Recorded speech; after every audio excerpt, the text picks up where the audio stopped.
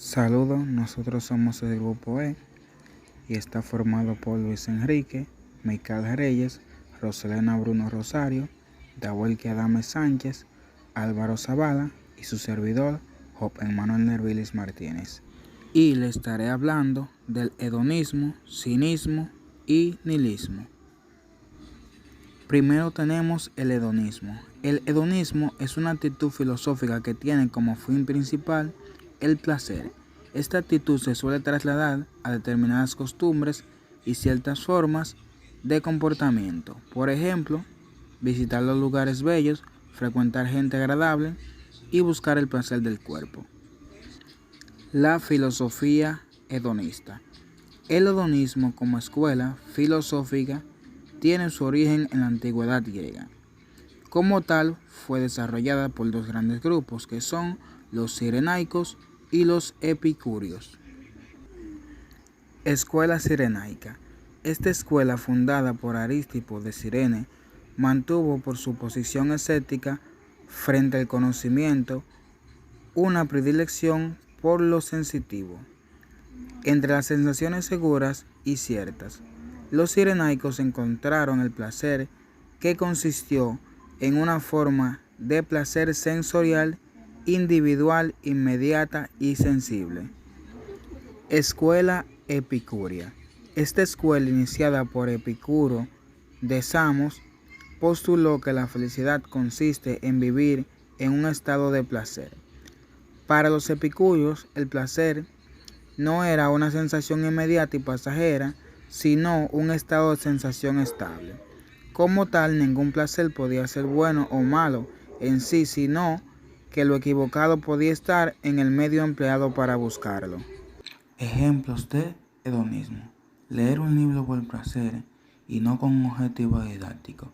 Elegir un alimento por su sabor, sensación que produce, comerlo y no por sus propiedades alimenticias. Ejercitar el cuerpo solo por actividades que produzcan placer y no con un objetivo de evitar malestares posteriores. Ya habiendo dado una definición clara del hedismo, seguimos con el cinismo. Es una actitud de la persona que consiste en la desvergüenza o el atrevimiento a decir cosas comúnmente consideradas reprobables, o sea, contrarias a la moral o al buen gusto de la sociedad. Orígenes del cinismo. Los orígenes remontan a la antigua Grecia a la mitad del siglo XIV a.C., cuando el filósofo Antístenes, discípulo de Sócrates, decidió expresar sus desencantos con la filosofía imperante y fundó su propia escuela y santuario, que se llamó Cinazargo, del griego Kinasorges, mausoleo del perro. A los discípulos de Antístenes, por lo tanto, se le conoció como cínicos. En griego, quínicos, un nombre que a menudo se asociaba con el carácter perruno de quienes allí se formaron. Llevaban vidas sencillas, pero excéntricas, con poca preocupación por la higiene y la apariencia.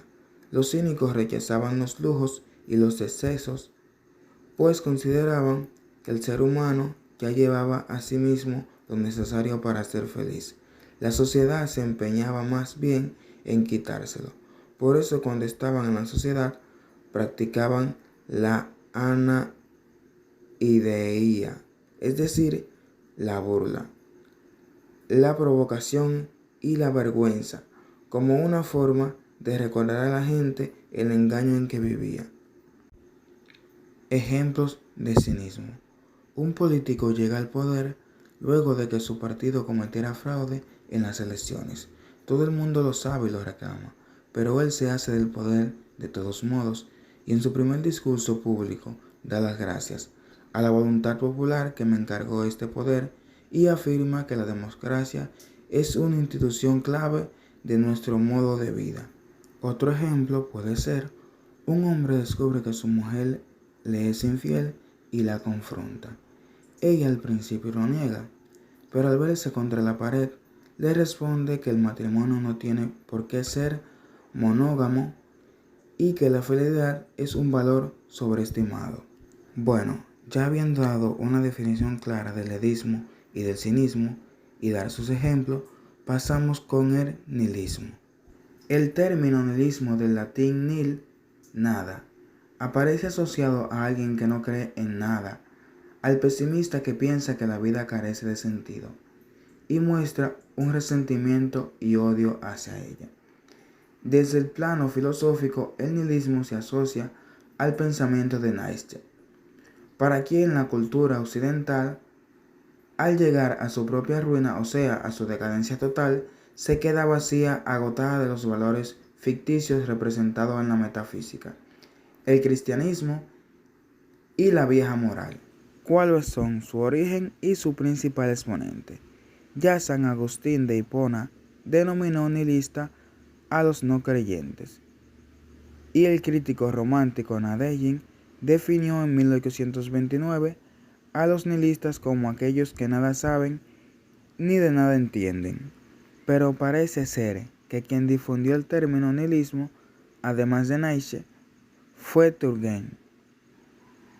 En su novela Padres e Hijos, 1862.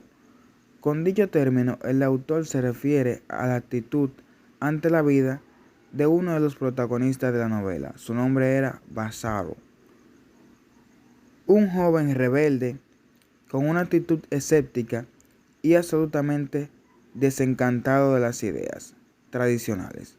Sin embargo, el mayor exponente es Nietzsche, para quien Dios ha muerto y la muerte de Dios significa que ya no tenemos referentes y estamos instalados en un enorme vacío que deja el Dios muerto. Por consiguiente, el nihilismo no es tanto una teoría o una corriente filosófica como el insondable punto de la llegada de nuestra historia y la cultura occidental. ¿Cuál es su papel y su historia del pensamiento? Nietzsche afirma que los supremos valores se devalúan por su incoherencia y su inanidad. Han dejado a la realidad coherente de sentido. Los por qué que antes se habían respondido desde Dios, ahora ya no tienen respuesta. Y eso significa que estamos sin brújula en el desierto de la historia. Pero el paso siguiente debe consistir en el cambio profundo de valores, de todos los valores inmersos en nuestra cultura tradicional. Así que el papel del nihilismo es el de negar para afirmar, destruir para crear, dejando el camino expedido hacia un nuevo tipo de hombre, el superhombre, que afirma la vida y la ansia vivir. Un nihilista es alguien que prefiere creer en la nada o no creer en nada, asevera Nietzsche. Bueno, hasta aquí nuestra exposición. Espero hayan entendido los términos y muchas gracias por su atención.